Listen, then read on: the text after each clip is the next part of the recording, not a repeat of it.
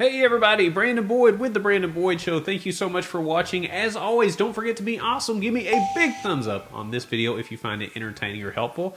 And if you are a fan of receiving the latest information on credit cards, points and miles, travel, money, finance, and everything in between delivered in a fun, fast-paced format, then watch as the subscribe button stares very slowly at the notification bell through the window.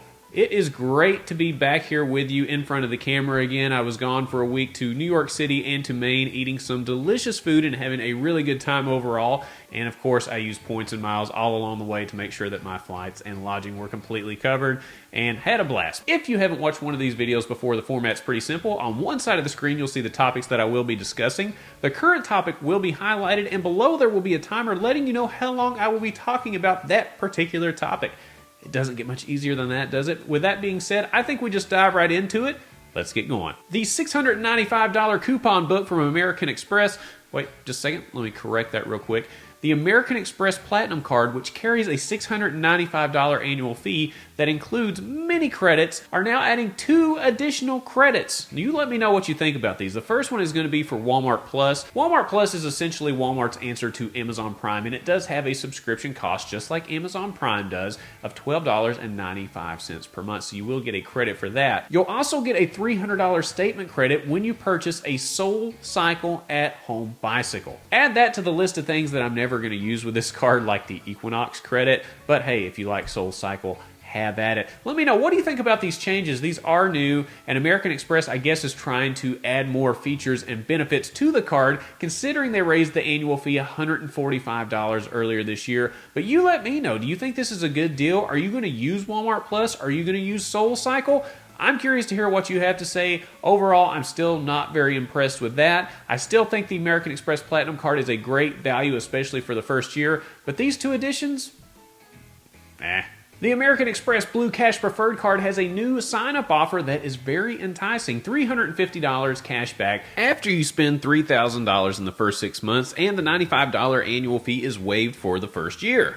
If you're looking for a straight cashback offer, it's going to be hard to beat this particular one for this card if you've had your eye on it. And the card itself has some pretty nice cashback benefits. 6% at supermarkets up to $6,000 in a year, 6% on streaming services, and then 3% at gas stations and transit as well. And if you're looking for a straight up cashback offer with a very low minimum spend, could do a lot worse than this one, right? This is a pretty good deal. And this beats some of the previous offers that we've seen with this card that offer $300 cash back with the min spend being met. So hey, if you're looking for this card, it's an extra $50 on top of what the highest offers have been recently with this card. So hey, why not jump in and go for it? Marriott Bonvoy is adding 20 all-inclusive properties to their rewards program, meaning if you have Marriott points, you can now use those points to redeem at these properties. And I'm going to pull this up with you as well. And in looking at this list with you, there are a few different countries that are covered here. Along with Mexico, you've got the Caribbean, the Dominican Republic, Jamaica, St. Lucia, Antigua, etc.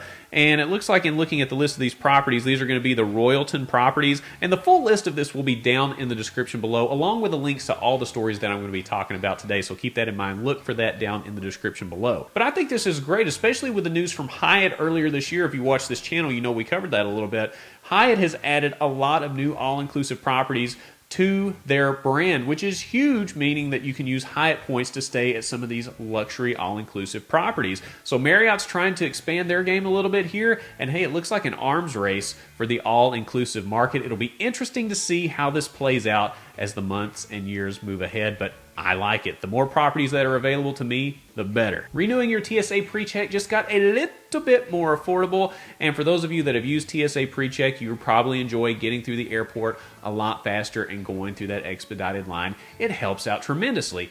If you sign up for TSA PreCheck right now, it's $85. And before, if you were to renew online or in person, it was $85. However, the TSA released some data showing that over 90% of people renew online. So what are they doing? They are going to drop the cost of renewals online only from $85 to $70. So if you have a friend or family member that's been interested in TSA PreCheck, hey, now may be a good time to do it. They're still going to have to pay the initial $85, but when they renew, they only renew at the $70 price point if they do it online, and that is the key there. I absolutely love TSA PreCheck. It's supported at over 200 airports all over the USA. Between TSA PreCheck and Clear, I can get through the airports fairly quickly. I think it's definitely worth the money, but also keep in mind there are a lot of great cards out there that will offer some sort of TSA PreCheck benefit that will cover the cost for you. So if you don't want to pay for the cost up front, there are more than enough cards out there to look at to help offset this cost as well. But if you have somebody, like I said, that's a friend or family member that's not in the points and miles game and they don't want to sign up for cards, just let them know that the process on an ongoing basis just got a little bit cheaper. And if you're familiar with the Weekly Pointers news update, you know that I like to end on a good food note. However, to be honest with you, there's not a lot of great food deals out there right now. There are some food offers on an ongoing basis that are just going all the time, but that's not really newsworthy. I do want to give a special shout out, though, to a couple of viewers that helped give me recommendations on pizza in New York City, and that is Mohammed Tamir.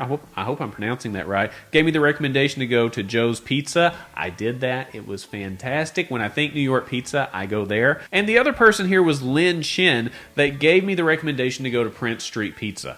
Let me straight up tell you, Prince Street Pizza blew my mind, all right? The thin crust pizza was very, very good. New York style pizza, just like Joe's Pizza, both very, very good.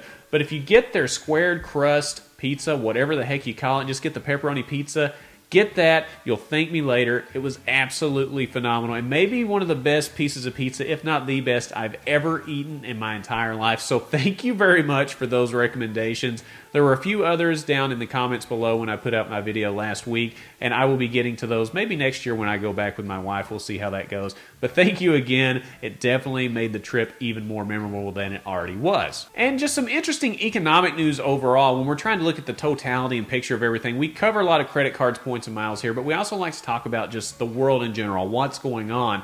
And one of the most interesting stories is that Tesla is moving their headquarters from Palo Alto, California to Austin, Texas. Tesla is not abandoning California altogether, but they're basically moving all their headquarters operations into Austin. And if you've kept up with the news at all, you know that Tesla's investing quite a bit in Texas.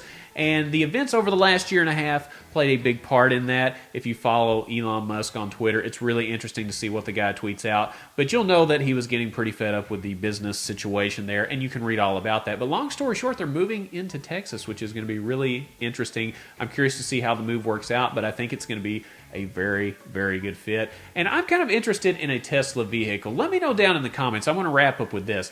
Let me know what you think about Tesla in general, and do you have a Tesla vehicle right now? I've had my eye on the Model Y. I saw one in a showroom and it looked absolutely phenomenal, and I did put a pre-order in for the Cybertruck. My wife thinks it looks absolutely ridiculous, and she will not ride with me in it. We'll see how that goes. And if you think that I should go ahead and get the truck, just so I can do some videos and reviews for you to see if it's worth the investment to invest in an EV or an EV truck, let me know. That may help entice her to let me actually get the thing home. And I'm curious to know your opinions on the vehicle as well. If you found this video helpful or mildly entertaining, don't forget to be awesome. Give me a big thumbs up on the video. Subscribe to the channel. Hit the bell notifications for alerts. And when you click on the Brandon Boyd Show, click, click, click.